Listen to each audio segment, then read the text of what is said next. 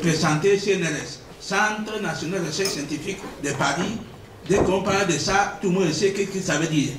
C'est pour cette raison, la première personne qui va parler, c'est un scientifique du CNRS, M. Rémi Herrera. Herrera, vous savez que Herrera en espagnol, beaucoup de francophones ne savent pas dire Herrera. Alors, voilà. M. Herrera, vous avez la parole. Président, merci à toutes et à tous d'être ce soir avec nous. Un grand merci évidemment au CETIM, à toute l'équipe qui fait un travail remarquable et qui nous permet aujourd'hui de nous réunir. Alors, bon, pendant les quelques minutes que j'ai, je vous propose un panorama vraiment très général sur la question pour essayer d'articuler la problématique des traités de libre-échange avec tout un tas d'autres questions qui est liée au centre de gravité de notre débat. De manière très générale, très souvent, les traités de libre-échange sont présentés comme appliquant rationnellement des théories des sciences économiques sur les gains d'une libéralisation du commerce international. C'est comme ça le fondement, entre guillemets, scientifique de ces traités. C'est la théorie orthodoxe, disons néoclassique, pour parler techniquement, du commerce international, des bienfaits de l'ouverture à l'échange. C'est-à-dire comme appliquant des théories qui, presque toutes, montrent que les pays tirent profit d'une ouverture à la mondialisation néolibérale, pour aller vite, pour le dire vite, mondialisation néolibérale qui serait elle-même présentée comme inéluctable, sans alternative. Et on rajoute par-dessus le marché que c'est, si je puis dire, que les traités de libre-échange sont signés par des États qui sont supposés souverains, bienveillants, agissant au service de l'intérêt général. C'est comme ça qu'on présente en général ces traités. En réalité, ces présupposés sont faux.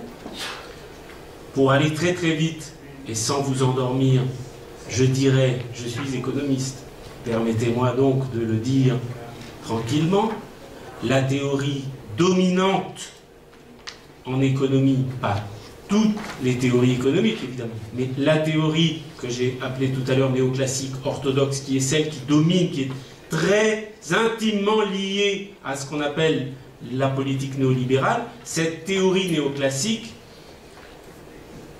approche le niveau zéro de la pensée. Donc si vous n'aimez pas l'économie ou si vous jugez ça trop technique, soyez tout à fait décomplexés, parce que les économistes dominants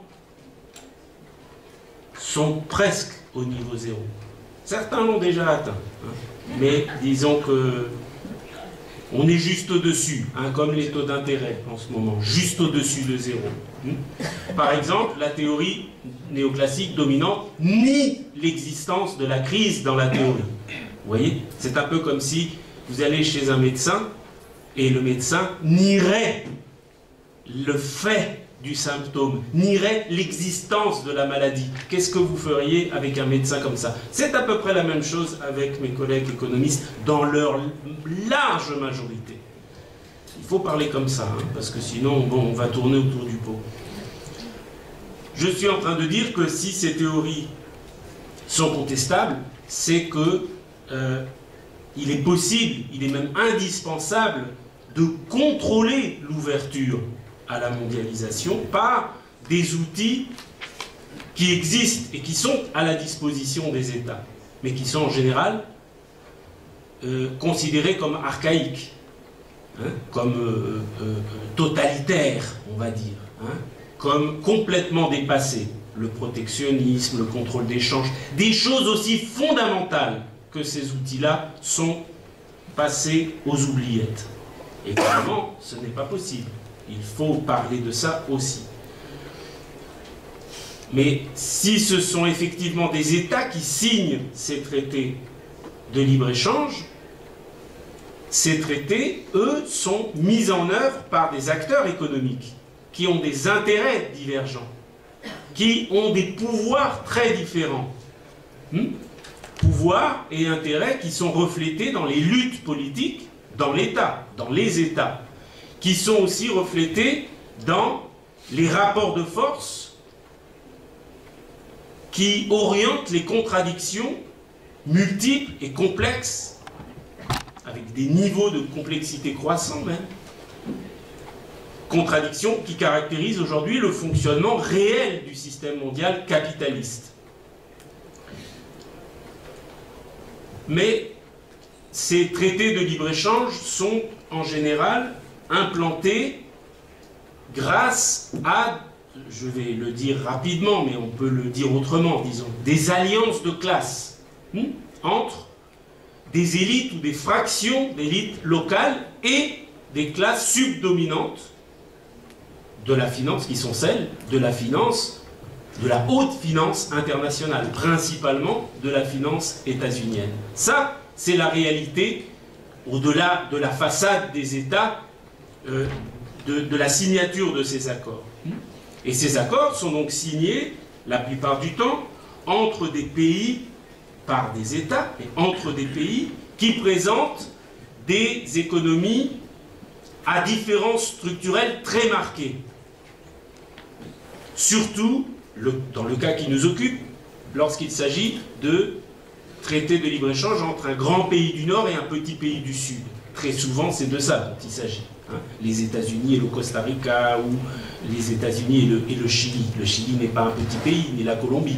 Mais par rapport aux États-Unis, c'est un pays minuscule, pour le dire rapidement. Donc il y a entre ces pays des différences de stock de capital, de niveau de technologie, de taux de salaire, beaucoup plus d'ailleurs que des différentiels de productivité de travail, des différentiels de taux de salaire gigantesques. Gigantesques. Parfois même, quand ça ne suffit pas, des différences de sophistication des législations. Par exemple, dans le domaine de l'agriculture, des barrières non tarifaires, des barrières phytosanitaires, par exemple, qui viennent barrer l'entrée des marchés du Nord, en plus du dumping à l'exportation. Donc ces différences structurelles entre les économies sont parfois tellement marquées que, comme l'a dit Julie,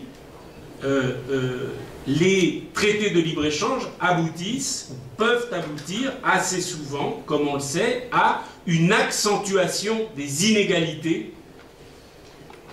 entre pays, internationalement, et à l'intérieur de chaque pays, à une accentuation des inégalités entre groupes sociaux. Donc, on aurait comme résultat un double phénomène de polarisation qui est lié à un double transfert de surplus du sud vers le nord, internationalement, transfert de surplus des classes travailleuses, disons, vers les élites dirigeantes intranationalement. De surcroît, les traités de libre-échange tendent très fréquemment à fragiliser les économies du Sud. Pourquoi? Parce qu'elles substituent à des moteurs de croissance interne qui sont actionnés par la consommation domestique ou par l'investissement productif national, des moteurs externes qui sont orientés vers la promotion des exportations dans des systèmes qui sont très généralement nettement sous-compétitif par rapport au système productif du Nord. Et ça expose les économies concernées, extraverties, décentrées, disons, du Sud, à des chocs exogènes, des chocs extérieurs qui peuvent être, par exemple, des variations de la demande mondiale complètement indépendants des politiques économiques ou des efforts qui sont menés nationalement. Parfois, les politiques économiques sont bonnes, hein, mais elles peuvent être, leurs effets complètement écrasés par des variations de la demande mondiale qui obéit à d'autres facteurs ou variables, ou par ces économies sont exposées à des fluctuations de taux de change très très forts sur des marchés d'échange où malgré tout, encore aujourd'hui, le dollar, même très déprécié, reste la monnaie mondiale. Donc le pouvoir monétaire mondial est entre les mains des États-Unis et entre personne d'autre. C'est une arme de destruction massive, la possibilité qu'a la Banque centrale des États-Unis de créer sans limite des dollars. Qu'est-ce que vous voulez faire face à ça? Sans union. Ou elle s'expose à des contagions de crises internationales, comme on l'a vu très fréquemment au cours des dernières décennies. Dans certains cas même, cette vulnérabilité externe des économies du Sud conduit, c'est le cas en Colombie par exemple, à la conversion des traités de libre-échange par le biais de l'alourdissement de l'endettement extérieur, plus ou moins contraint, décidé localement bien sûr, mais sous la pression du système financier international, la conversion de ces traités de libre-échange, de régimes de promotion d'exportation, ce qu'ils sont sur le papier, non? C'est pour ça qu'on les signe, en modèle d'accumulation de capital financier fictif, notamment par le gonflement de bulles financières. J'ai cité l'exemple de la Colombie, dans l'immobilier, très clairement, entre la signature à un moment de vulnérabilité totale de l'économie colombienne au milieu des années 90 et l'éclatement de la crise mondiale 2006, 2007, 2008.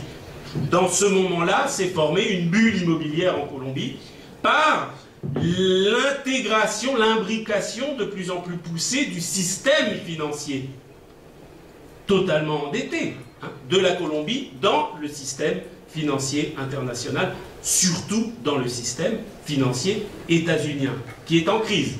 Je vous rappelle ce détail, qui est en crise. Donc, ça ne marche pas comme ils veulent. Mais il faut bien comprendre, et évidemment, cette bulle financière a fini par éclater, par aggraver la crise en Colombie, et avec les conséquences dévastatrices que l'on connaît.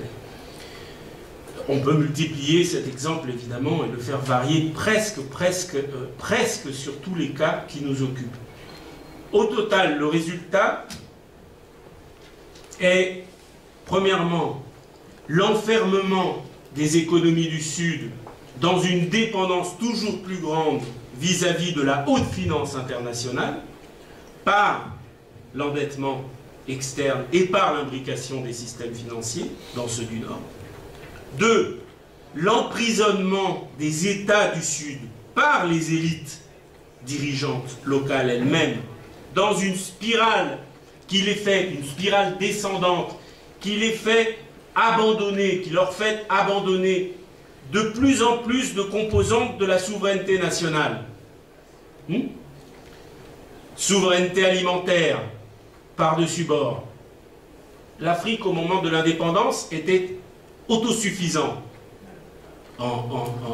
pour ce qui est des approvisionnements alimentaires. Elle est devenue totalement dépendante. L'Afrique prise dans son ensemble. Donc, souveraineté monétaire, évidemment. La plupart des pays du Sud ont complètement reculé. Je ne parle même pas de la souveraineté militaire. Des exemples sont multiples aussi de recul de beaucoup de pays du Sud dans la maîtrise par rapport à la maîtrise de ces composantes clés pour le développement de la souveraineté nationale.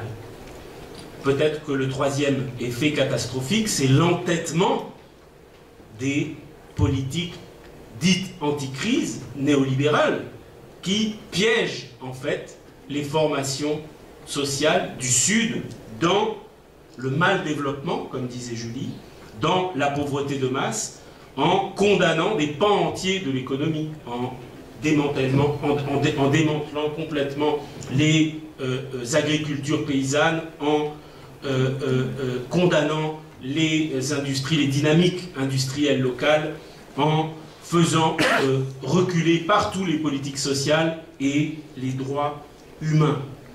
Tout cela, il ne faut peut-être pas l'oublier, permettant d'accélérer les transferts, les transferts de surplus du Sud vers le Nord, y compris les transferts de surplus illégaux, par la corruption, par les fuites de capitaux, par les trafics en tout genre et des plus sordides.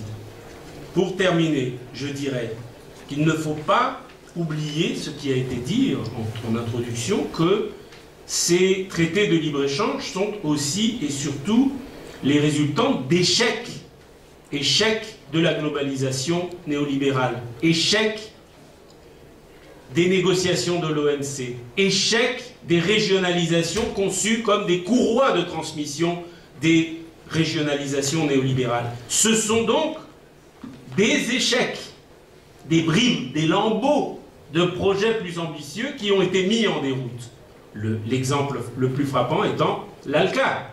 L'ALCA était le projet, la zone de libre-échange des Amériques, voulu par l'administration états-unienne, qui voulait prolonger l'ALENA, dont on va parler, qui radicalisait les dichotomies en les reproduisant à l'intérieur d'un accord de libre-échange entre ces pays, les dichotomies du système mondial capitaliste, c'est-à-dire tout circule, les capitaux, les marchandises, mais pas les hommes, pas les êtres humains. Pardon.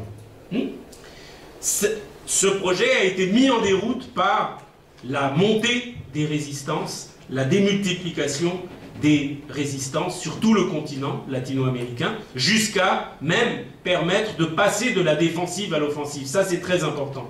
C'est là-dessus que je voudrais conclure. Le passage de la défensive à l'offensive, puisque en l'espace de quelques mois, cette mise en déroute de l'ALCA a débouché sur des initiatives à l'échelle du continent aussi. L'ALBA, les missions sociales, petit à petit, amenant jusqu'à la constitution de la CELAC en décembre 2011, qui est un événement historique majeur qui sonne comme la communauté des États d'Amérique latine et des Caraïbes, qui sonne comme une seconde indépendance, comme une nouvelle indépendance du continent, avec un contenu très flou, avec beaucoup d'incertitudes, avec même une indétermination du futur de la CELAC. Mais en tant que tel, c'est un événement absolument majeur qu'il faut vraiment mesurer pour ce qu'il est, dans un monde qui change, qui bouge, qui en particulier avance, je pense, petit à petit vers une multipolarité, comme l'ont montré les résultats du dernier sommet des BRICS. Donc il faut, pour nous au Nord, tirer les leçons des expériences du Sud, non pas les prendre comme modèle pour les dupliquer, mais réellement réfléchir à ce qui se passe là-bas, de l'Argentine à l'Équateur, en passant même par la Malaisie, qui n'a vraiment rien de progressiste, hein, mais qui a su dire non au diktat du FMI. Donc pourquoi pas nous?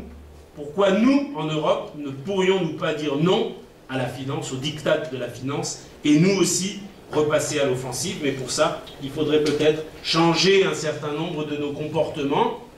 Je ne parle pas de nous dans la salle, mais il y a aussi d'autres gens en dehors de cette salle qui ont des comportements parfois tout à fait contestables par rapport au Sud, et je crois qu'il faut commencer par repenser cette vision occidentalo-centriste du monde que nous avons encore, ou repenser le rôle de l'OTAN, qui n'est pas peut-être aussi bienveillant qu'on le croit, ou de repenser même la position que nous aurions par rapport à ces fameux transferts de surplus du sud vers le nord, ce que j'appellerais pour finir la rente impérialiste, et dont nous ne discutons pas souvent, qui est vraiment un sujet tabou. Je crois qu'il y a urgence à discuter de tout ça parce que l'heure est grave. Il y a eu des avancées progressistes dans le sud, surtout en Amérique latine, mais les plans de domination totale de l'Empire sont prêts, et surtout les risques de réversibilité de ces avancées sociales, de ces avancées révolutionnaires, même parfois il y en a eu, ces risques de réversibilité ou d'enlisement sont tout à fait réels, notamment parce que la plupart des élites dirigeantes du Sud, y compris dans des processus que je qualifie de révolutionnaires, disons, continuent à penser que la voie capitaliste a une issue. À mon avis, la voie capitaliste au Sud, et sans doute aussi au Nord, n'a pas d'issue. Merci beaucoup.